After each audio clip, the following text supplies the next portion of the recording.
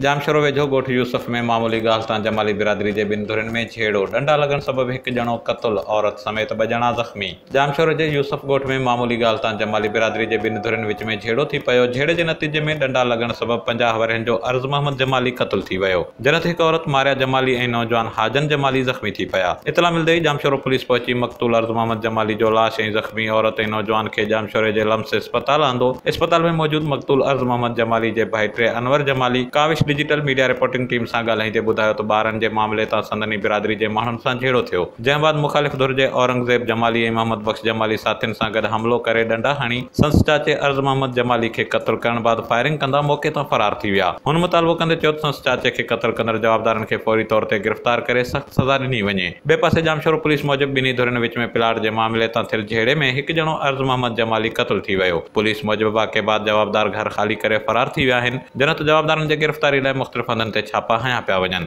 ऐं जल्द जवाबदारनि खे गिरफ़्तार कयो वेंदो। अज़ीम बारे जो, Kawish digital media reporting team, Jamshoro.